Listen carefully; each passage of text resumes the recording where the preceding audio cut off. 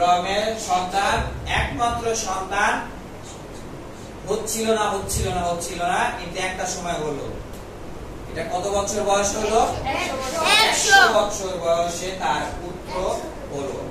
এটা মানুষের দৃষ্টিতে যদি দেখি কখনোই সম্ভব না, বা ডাক্তাররা বলবে এটা হবেই না। হ্যাঁ, ডাক্তারদের চিন্তা বলবে এটা হবেই না, কারণ মানুষের কি আছে, হরমোন আছে বা ডিএনএ আছে, যে মানসিক বিষয়গুলো এটা ডাক্তারদের কাছেও পসিবল না, কিন্তু ঈশ্বরের কাছে এগুলো সবই সম্ভব। মানুষের দৃষ্টিতে যেটা সম্ভব নয় বা মানুষের কাছে যেটা কখনোই সম্ভব নয়, সেগুলো কি ঈশ্বরের দৃষ্টিতে সেগুলো সম্ভব। 100তে 100 হবে ঈশ্বরের দৃষ্টিতে, কিন্তু এটা আসল ঈশ্বর কিনা, তিনি কোন ধরনের ঈশ্বর, আসল ঈশ্বর কিনা, আসল ঈশ্বরের কাছে এটা সম্ভব। কিন্তু যদি নকল ঈশ্বরকে সারাক্ষণ ডাকাডাকি করি তাও কাজ হবে না। আজকে দেখবো অব্রাহামের ঈশ্বর কেমন ঈশ্বর ছিলেন এবং তিনি কি কি কাজ তিনি করেছেন। তো অব্রাহাম এই বয়সে সন্তান পেয়েছে, তার মানে 100 বছর আগে তার সন্তান ছিল না। 100 বছরে বিয়ে হইতে পারে, জানি না কত বছরে বিয়ে হয়েছে, ধরি 20 বছর বা 30 বছর বয়সে, কিন্তু এত লম্বা সময় ধরে তার সন্তান নেই। কার সন্তান নেই? অব্রাহামের সন্তান নেই। কিন্তু হঠাৎ ঈশ্বর তাকে 100 বছর বয়সে একজন সন্তান দিলেন। দেওয়ার পরে আবার ঈশ্বর কি বললেন?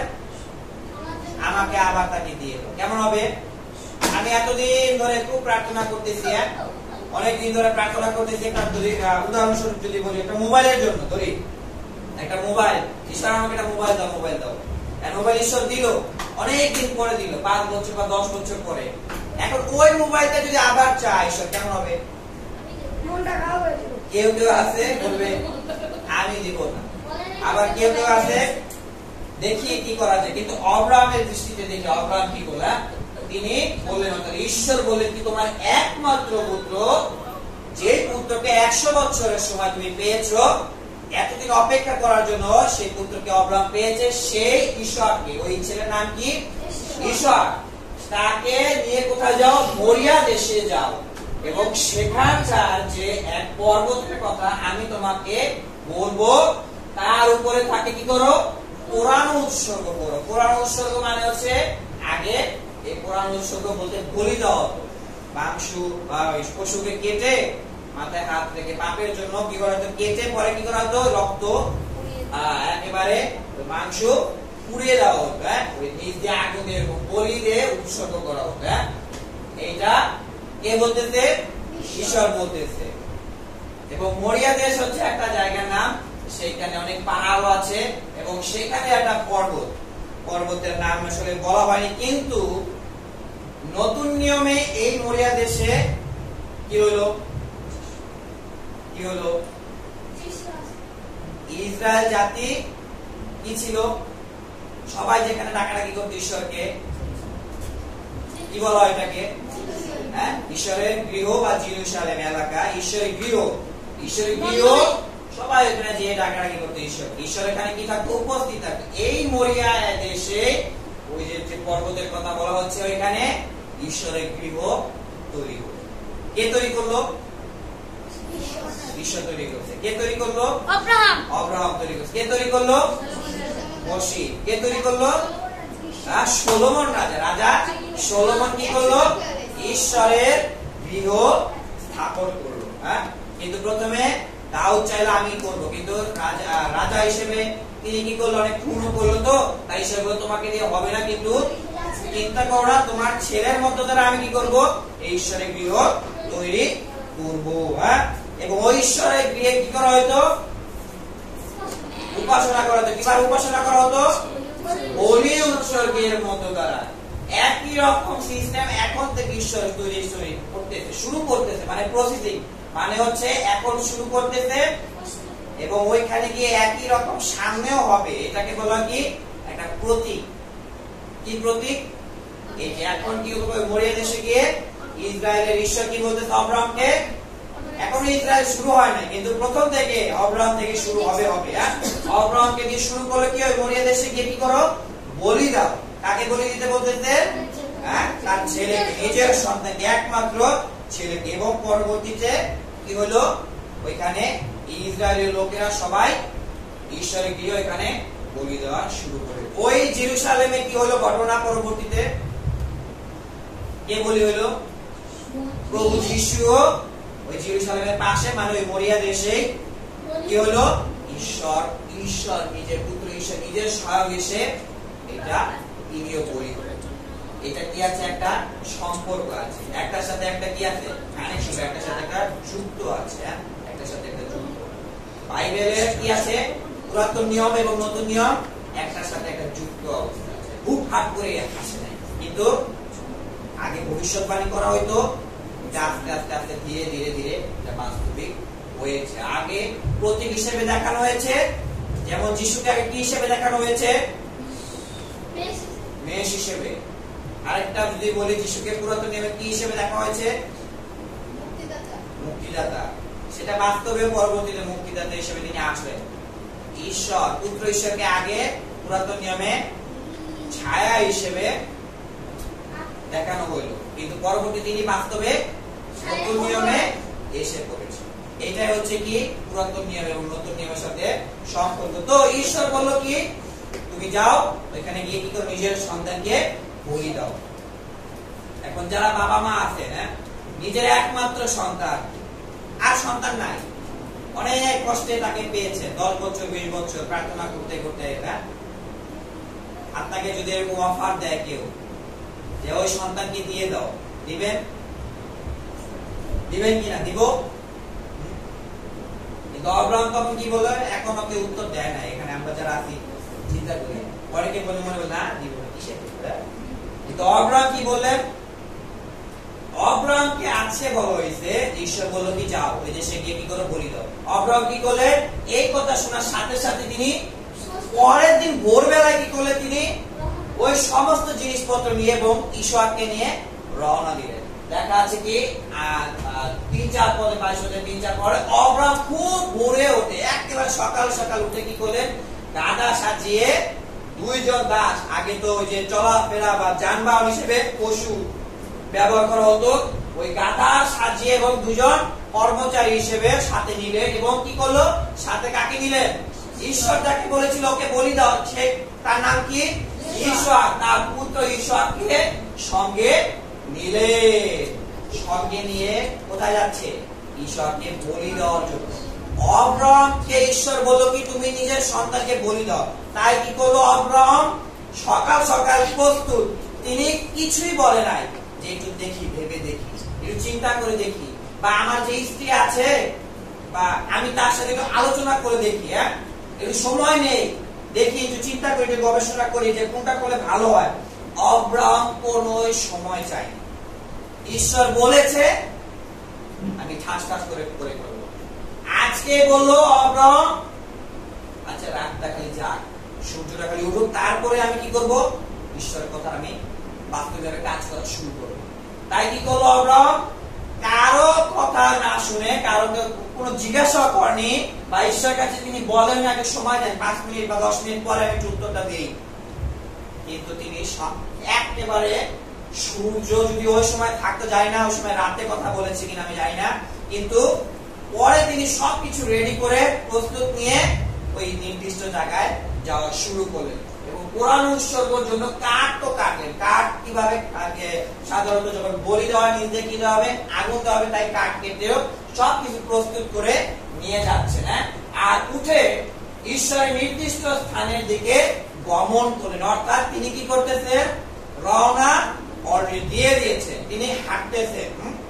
পশু এবং সন্তান, বেকার যা যা আছে সমস্ত কিছু নিয়ে কি তিনি হাঁটতেছে। তার মানে ঈশ্বরের কথা তিনি কি হইতেছে, বাধ্য হইতেছে। কিসের মধ্য দ্বারা, কাজের মধ্য দ্বারা তিনি বাধ্য করছেন। এবং তৃতীয় দিনে অব্রাহাম চোখ তুলে দূর থেকে সেই স্থান দেখলেন। অর্থাৎ ওই যে ঈশ্বর যে জায়গা দেখালো সেখানে যাইতে কতদিন লাগলো, 3 দিন।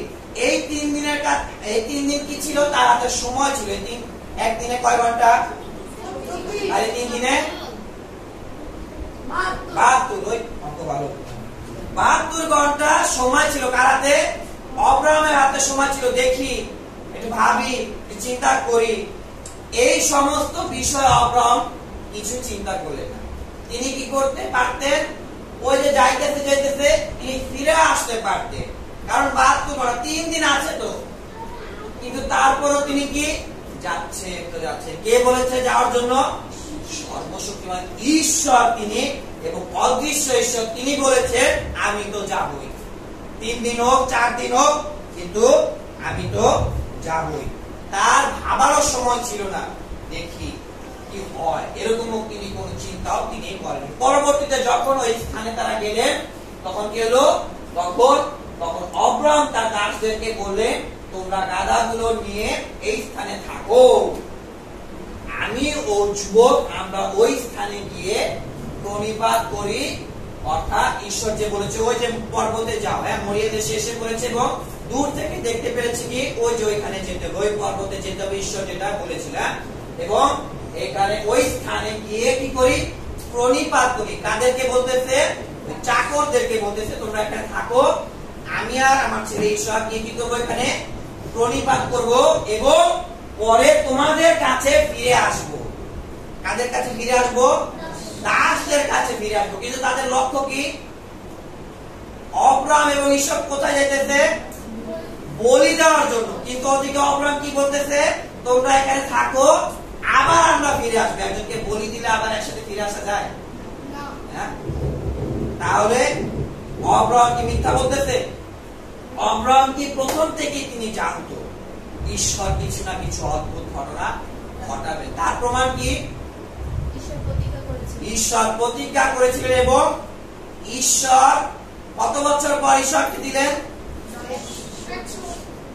100 বছর 25 বছর পরে ঈশ্বরকে দিয়েছে 25 বছর পরে 25 বছর আগে কি করা হয়েছিল ঈশ্বর প্রতিজ্ঞা করেছিল কিন্তু অব্রাহাম বলেনি কি বলেনি তার দাসদেরকে কি বলেনি আমি একা আসবো তুমি দাঁড়াও কিন্তু অব্রাহাম কি বলতেছে আমরা তোমাদের কাছে আবার ফিরে আসবো তোমাদের কাছে ফিরে আসবো সেই স্থানে গিয়ে কি করবো প্রণিপাত করবো অর্থাৎ ঈশ্বরের কাছে নত হব এবং কি করব ওই ঈশ্বরকে ধন্যবাদ দিব বলি উৎসর্গ করব কিন্তু আবার কি করব তোমাদের কাছে আবার আমি ফিরে আসবো তিনি কি করলেন বিশ্বাসের দ্বারা তিনি কথাও তিনি প্রকাশ করলেন কে প্রকাশ করলেন অব্রাহাম বিশ্বাসের দ্বারা কথাও প্রকাশ করলেন পরে তারা কি করলো রওনা দিল রওনা দিতে দিতে দিতে নির্দিষ্ট স্থানে যখন যাইতেছে তখন ইসহাক এখনো জানে না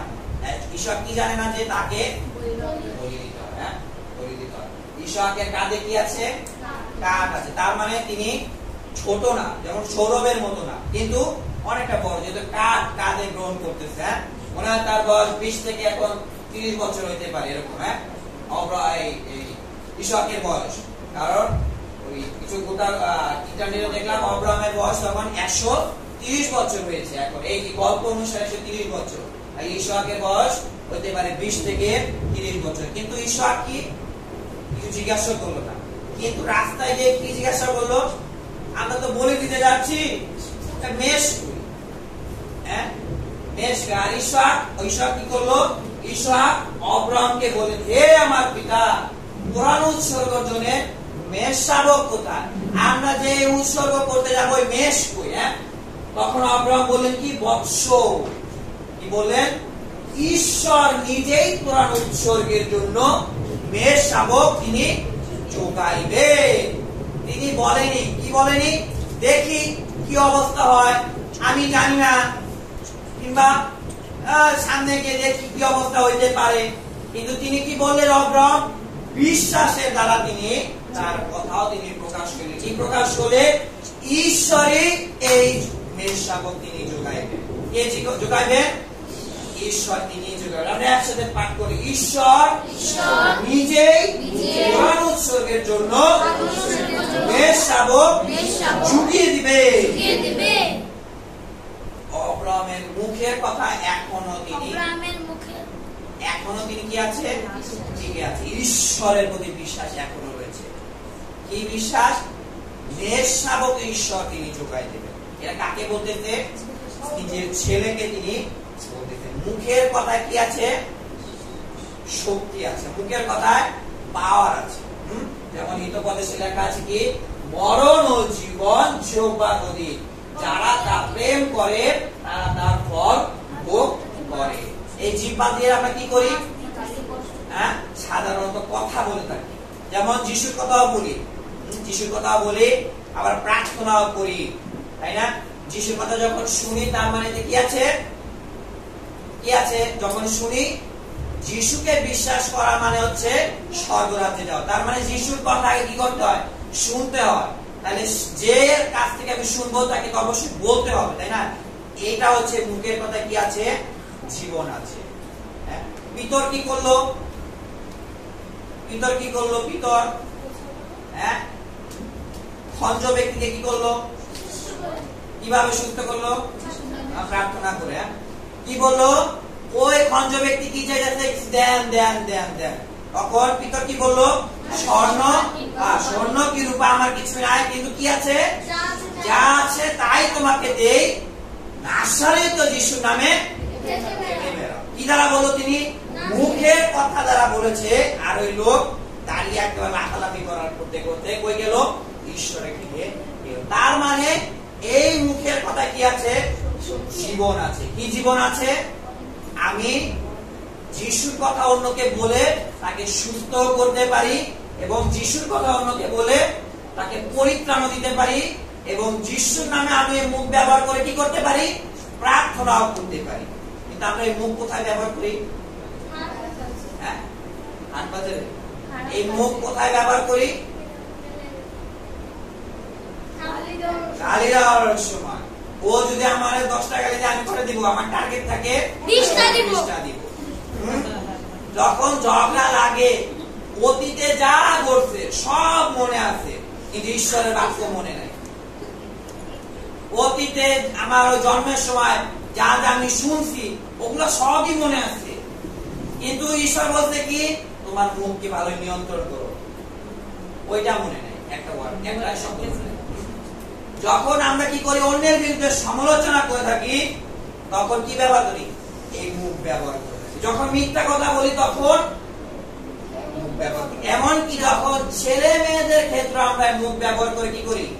অভিশাপ। কি অভিশাপ দেই? নিজের বাবা মাই বলে মর, বাচ্চারা।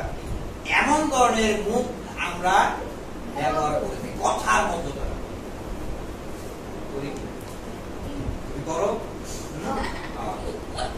তাই মুখের কথা কি আছে? মরণ আছে। মরণ মানে কি? এই মুখ ব্যবহার করে পাপ করতেছি, তার মানে মৃত্যু আমার কোথায়? একেবারে খুবই কাছাকাছি। আবার একই রকম ভাবে যিশুর কথা অন্যকে আমি বলতেছি, যদি এটা বলে থাকি না তো ভালো, কিন্তু মুখ আমি কোথায় ব্যবহার করতেছি? কোথায় ব্যবহার করলে সব থেকে ভালো হয়? ঈশ্বরের কাজে। যেমন এই কষ্ট কষ্ট কষ্ট, লেখাপড়া হইতেছে না, বা ছেলে মেয়েদের অবস্থা ভালো না, বা আমার নিজের যে পরিবার আছে স্বামীও ভালো কাজ করতেছে না, তখন কি করি? এই মুখ ব্যবহার করে উল্টা গালাগালি করে যাস না কেন, তখন কি করলে সব থেকে ভালো হয়? এই মুখ দিয়ে যিশুর নামে বারবার প্রার্থনা করলে। প্রার্থনা করতে করতে যিশুর নামে কি হওয়া যায়? এক একটা সমস্যার উত্তর সমাধান হয়ে যায়। আসে আসে আসে উত্তর আসে। তাই আমরা প্রার্থনায় মুখ খুলতেছি কিনা? প্রার্থনায় মুখ খুলে, প্রার্থনায় মুখ খুলি, ওই যখন গোল করে প্রার্থনা করি, কানে আসে অন্য ঘটনা, আর একজন আরেকজনের প্রার্থনা করতেছে না, কিন্তু কি হচ্ছে? অন্য ধরনের কথা হচ্ছে। তাহলে প্রার্থনার সময় মুখ খুলি কিনা? প্রার্থনার সময় যেন মুখ খুলতে পারি। এবং যখন জ্ঞান জামে যায় বা মারামারিতে যায়, যখন গালাগালি শুরু করি, তখন কি করা দরকার? মুখ একেবারে তালা মারে দাও। কিন্তু এটা কি করি? বিপরীতটা করে দিই। প্রার্থনার সময় মুখে তালা, আর জ্ঞান জামার সময় তালা খুলে দিই, বা মারামারির সময় তালা খুলে দেয়। একেবারে তুই এটা বলেছিস, তুই জানিস আমি যা হচ্ছে তাই। তখন তাই সাবধান, আমি কোথায় আমার মুখ ব্যবহার করতেছি। অব্রাহাম কি করলো? তিনি মুখের কথায় কি প্রকাশ করলো, তার বিশ্বাস। ঈশ্বর তিনি যোগায় দেবেন, ঈশ্বর কি করবে, তিনি যোগায় দেবেন। তখন আব্রাহাম সমস্ত কিছু বলি দেওয়ার জন্য সবকিছু প্রস্তুত করে ঈশ্বরকে কি করলেন, ওই বেদিতে উঠালেন, হাত পা বাঁধলেন এবং কি করবে, এখন তাকে জবাই করবে। তাকে জবাই করার জন্য কি প্রয়োজন, ছুরি। ছুরিও হাতে গ্রহণ করলেন। আর লেখা আছে কি, পরে আব্রাহাম হাত বাড়িয়ে তার পুত্রকে জবাই করার জন্য ছুরি গ্রহণ করলেন। ঈশ্বর বলেছে তুমি তাকে মেরে ফেলো। কাকে মেরে ফেলো, ওই ঈশ্বরকে মেরে ফেলো। তিনি কি করতেছে, ছুরি নিয়ে বসে আছে। ঈশ্বর বলেছে আঘাত করার জন্য তাকে বলি দাও, এবং সে বাস্তবে কি করলো, এই যে দিলাম, এখনই কি করতেছে, তিনি কি করতেছে, কাজ করতেছে। ঈশ্বরের কথা কি হয়েছে, বাধ্য করতেছে। কিসের দ্বারা, হাত বা ব্যবহারের দ্বারা তিনি কাজের বাধ্য করতেছে। এমন সময় যখনই কি হচ্ছে, ঈশ্বরের বাক্যের বাধ্য হচ্ছে, তখনই কি এমন সময়, মানে আব্রাহাম কি হচ্ছে, ঈশ্বরের কথা বাধ্য হয়ে গেছে, এমন সময় মানে হঠাৎ ঈশ্বরের রব শোনা যাবে। আকাশ থেকে সদাপ্রভুর দূত তাকে ডেকে বললেন, আব্রাহাম আব্রাহাম। তিনি বললেন, দেখুন এই আমি। তখন তিনি বললেন, যুবকটির প্রতি তোমার হাত বাড়িও না, ওর প্রতি কিছুই করো না, কেননা এখন আমি বুঝলাম তুমি ঈশ্বরকে ভয় করো। এখন আমি বুঝলাম মানে কি, কেন বলতেছে এখন আমি বুঝলাম, মানে ঈশ্বর তাকে যে দায়িত্ব দিয়েছিল, ঈশ্বর তাকে যে আদেশ দিয়েছিল, সেটা বাধ্য আব্রাহাম হয়েছে, সেটা বাস্তবিকভাবে কাজ আব্রাহাম করেছে। আর তোমাকে দেখাইতে হবে না। আব্রাহামের কি বৃদ্ধি পাইতেছে, বিশ্বাস বৃদ্ধি পাইল, এবং সাথে সাথে কি দেখালো, হ্যাঁ আমি ঈশ্বরের কথা বাধ্য, আমি ঈশ্বরের কথা কি হচ্ছে বাধ্য। আব্রাহাম বলেনি কি, না না আমি এটা করতে পারবো না, কারণ কি, একমাত্র সন্তান। ঈশ্বর কাকে দিল, ঈশ্বরকে দিয়েছিল, এবং ঈশ্বরে কি বলতেছে, তুমি আমাকে দাও। আমরা দেই কিনা, ঈশ্বর কি বলতেছে, এই টাকা তোমাকে দিলাম, এখান থেকে 10% আমাকে দাও। আমি কি করি, হবে, তাহলে আমি কি হইতেছি, ঈশ্বরের কথা অবাধ্য। প্রার্থনা তাহলে কিভাবে প্রার্থনা করা দরকার, মুখ খুলে প্রার্থনা করা দরকার। আবার ঈশ্বর বলতেছে 10% দেবার কথা, তাহলে এখন কি করা দরকার, টাকা নাই, তাহলে কি করব, এখন ঈশ্বরের বাক্য বলতেছে 10% দাও, 10% দাও। এখন যদি আমি এরকম চিন্তা করি কি, আচ্ছা দেখি বলে দিব, এইটা না বলে বরং কি ঈশ্বরের কাছে কি বলা, হ্যাঁ অবশ্যই দিব, প্রভু আমাকে দিবেন, আমিও দিব, এরকম বলে ভালো না? যদি না দেখি কাজের যে অবস্থা, দেখি বলে দিব, না হলে না, দেখি পর্যন্ত পাস। কিন্তু ঈশ্বর, হ্যাঁ ঈশ্বর আমাকে দিবে, আমিও 10% দিব। এটা কি হবে, বাস্তবিক ভাবে কাজ। প্রার্থনার মধ্য ধরে আমি কি চাইলাম, হ্যাঁ দাও, কাজ দাও। আমার মুখের কথা কি চাইলাম, মুখের কথা কি বের হইলো, আমার বিশ্বাস। ঈশ্বর দিবেন, তার মানে ঈশ্বর অবশ্যই দিবেন। তার মানে কি, মুখের কথা আমি কি জানি, জীবন আছে, জীবন আছে। এবং আব্রাহাম কি হলো, বিশ্বাসের কাজ তিনি কি করলেন, তিনি প্রকাশ করেছেন। আপনি আমি কি প্রকাশ করছি, প্রকাশ করছি কিনা, প্রকাশ করছি। যিশুকে ভালো বিশ্বাস করি, বিশ্বাস করি, বিশ্বাস করি, কিন্তু কাজের বেলা ঠেকনে কাটে, মানে বুঝি যিশুকে বিশ্বাস করি, হ্যাঁ বিশ্বাস করি, কিন্তু কোথায় আছে বিশ্বাস, অন্তরে আছে, সেটার বাইরে কাজ হতেছে। কিন্তু আব্রাহামের চিন্তা কি ছিল, আমি ঈশ্বরকে বিশ্বাস করি এবং সাথে কি করব, আমি বাস্তবিকভাবে সেটা কাজের মধ্য দ্বারা প্রকাশ করব। আর নতুন নিয়মেও আব্রাহামের ঘটনা নিয়ে আসা হলো, সেখানে লেখা আছে বিশ্বাসের জন্য আব্রাহাম পরীক্ষিত হয়ে ঈশ্বরকে উৎসর্গ করেছিল। এই যে ঘটনা, এটাকে বলা হয় আব্রাহামের মহা পরীক্ষা। মহাপরীক্ষা। কারণ কি, নিজের পুত্রকে তুমি বলি দাও, তার জন্য বলি দাও, ঈশ্বরের জন্য বলি দাও। এটা হচ্ছে অব্রাহামের জীবনে মহাপরীক্ষা ছিল। কেন পরীক্ষা ছিল? আসলে অব্রাহামের মন কেমন, অব্রাহাম যে সত্যি বিশ্বাস করছে, ঈশ্বরের উপরে আসল বিশ্বাস আছে কিনা, সেটা তুমি বাইরে প্রমাণ করো। যেমন আমাদের পরীক্ষা হয় না, এক্সাম হয় স্কুলে, সারা বছর কি লেখাপড়া ভালোই করলাম, এখন যদি জিজ্ঞাসা করো তুমি লেখাপড়া ভালোই করেছো, হ্যাঁ ভালোই জানো, হ্যাঁ হ্যাঁ হ্যাঁ, অর্থাৎ আমি বিশ্বাস করতে পারি। কখন বিশ্বাস করতে পারি ও ভালো লেখাপড়া করেছে? যখন ওর রেজাল্ট আসে। রেজাল্ট কিভাবে আসে? যখন ও পরীক্ষা দেয়। যখন ওর কি হয়, এই বাংলায় পরীক্ষা দেয়, ইংরেজিতে পরীক্ষা দেয়, তারপর কি আছে, ইংলিশ হতে পারে বা গণিত হতে পারে, যে কোনো ভিন্ন ভিন্ন বিষয় যখন পরীক্ষায় দেয়, তখন যদি দেখি 100-তে 90 পাইছে তাহলে ভালো। যখন দেখি 100-তে 30 পাইছে, তখন আমি বুঝতে পারি তার মনের অবস্থা বা সে কতটুকু লেখাপড়া করেছে। একই রকম বিষয় ঈশ্বরও কি দেখতে চাইলেন? অব্রাহাম, তুমি যে আমাকে বিশ্বাস করো করো বলছো, দেখি তোমার বিশ্বাসের কতটুকু প্রমাণ তুমি দিতে পারো। তাই তিনি কি করলেন? এই পরীক্ষা গ্রহণ করলেন। আল্লাহর কাছে পরীক্ষিত হয়ে ইসহাককে উৎসর্গ করেছিলেন। ইসহাককে কোথায় নিয়ে গেল? একেবারে বলি দেওয়ার জন্য বেদি পর্যন্ত, ছুরি পর্যন্ত চালানো হতেছে। যদি ঈশ্বর তখন বলতে যে না থামার দরকার নেই, চালাও, তাহলে কি করতো অব্রাহাম? চালিয়ে দিত। তার মানে এখানে বলা হচ্ছে উৎসর্গ করেছিলেন, মানে উৎসর্গ করে ফেলেছে, কিন্তু তখন কে থামিয়ে দিল? ঈশ্বর নিজে থামিয়ে দিল। এবং এমনকি যিনি প্রতিজ্ঞাগুলো সানন্দে গ্রহণ করেছিলেন, কি প্রতিজ্ঞা করেছিল অব্রাহামকে?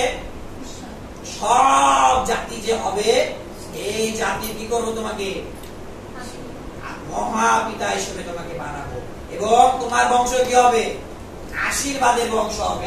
তিনি নিজের সেই একজাত পুত্রকে উৎসর্গ করেছিলেন, যার বিষয় তাকে বলা হয়েছিল ইসহাকের বংশই তোমার বংশ বলে আখ্যাত হবে। মানে ইসহাকের মধ্য দ্বারাই তোমার বংশের লোকেরা আসবে এবং তারাই আশীর্বাদ পাবে, অন্যরা পাবে। ইসমাইল দাসের ছেলে ছিল, দাসীর ছেলে, সে পাবে না, কিন্তু ইসহাক তোমার নিজের রক্তের ছেলে, সেই তোমার আসল উত্তরাধিকার এবং তোমার বংশের আশীর্বাদ সেই পাবে। তার মধ্য দ্বারা যে বংশ আসবে। এবং তিনি মনে স্থির করেছিলেন ঈশ্বর মৃতদের মধ্য থেকে উত্থাপন করতে সমর্থ। অর্থাৎ ইসহাককে যদি মেরেও ফেলে অব্রাহাম, তারপরে কি করতে পারে? ঈশ্বর আরেকটা ইসহাককে দিতে পারবে, বা ওই ইসহাককে আবার জীবিত করে দিতে পারে।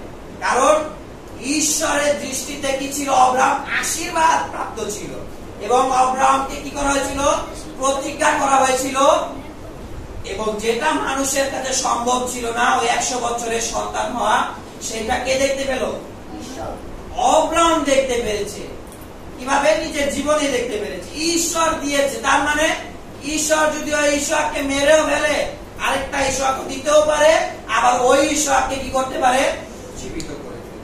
এইরকম বিশ্বাস অব্রাহামের অন্তরে ছিল, এবং আবার তিনি সেখান থেকে দৃষ্টান্ত হিসেবে তাকে ফিরে পেলেন। তাকে ফিরে পেলেন?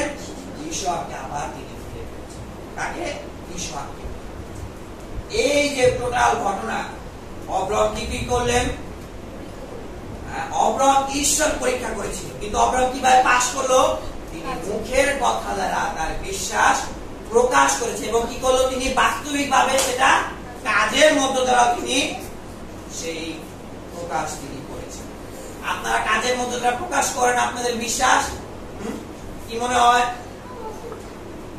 ঈশ্বরের বাক্য বলতেছে পূজা করো না বা প্রণিপাত করো না মূর্তির কাছে, ভালোই শুনতেছি, শুক্রবার শুনি, রবিবার শুনি, সোমবার মঙ্গলবার তাদের প্রতিনিয়ত শুনেছি, কিন্তু তারপর আমি একই কাজ বারবার করে ফেলছি। তাহলে কি ঈশ্বরের দৃষ্টিতে আমি বাধ্য হচ্ছি? বাধ্য হচ্ছি। ঈশ্বর বলে কি 10 টাকায় তুমি প্রতিমার কাছে নত হইও না, অনত হইও না, কিন্তু আমি বারবার একই ভুল করে যাচ্ছি। তাহলে অব্রাহাম আর আমার মধ্যে কি পার্থক্য? অব্রাহাম বিশ্বাসের কাজের দ্বারা কি হলো? 1 নাম্বার হলো, কিন্তু আমি কত পাইলাম? লাড্ডু পাইলাম। বিশ্বাসের কাজ নাই। আর আর ঈশ্বরের বাক্য বলে যাকো তেমনি বিশ্বাসের সঙ্গে কাজ যুক্ত না থাকলে, অন্তরে বিশ্বাস আছে এবং সেটা যদি আমি কাজের মধ্য দ্বারা প্রকাশ না করতে পারি, যুক্ত না থাকলে নিজেকে একা বলে তা কি মৃত। বিশ্বাস আছে কিন্তু আমার মধ্যে কাজ নাই, তার মানে বিশ্বাসের কোনো দাম নেই, এক কথা।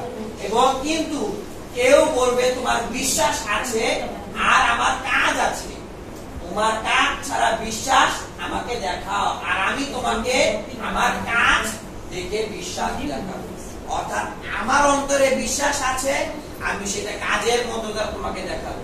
কিন্তু তোমার বিশ্বাস আছে, তুমি যদি কাজের মধ্য দ্বারা সেটা না দেখাইতে পারো, তার মানে তুমি ফেক, তুমি শূন্য। আমাদের অবস্থা কি একই রকম। আমরা প্রতিনিয়ত মাঝে মধ্যে মণ্ডলীর বাইরে গিয়ে প্রচার করি না, সবাই বিশ্বাস করে, কিন্তু কি বলে আপনি উপাসনায় আসেন, শুক্রবার দিন কমপক্ষে উপাসনায় আসেন, কিন্তু কি বলে দেখি ঈশ্বর যদি নিয়ে যায় তাহলে যাবো, ঈশ্বর তাকে মনে হাঁটায় নিয়ে যাবে।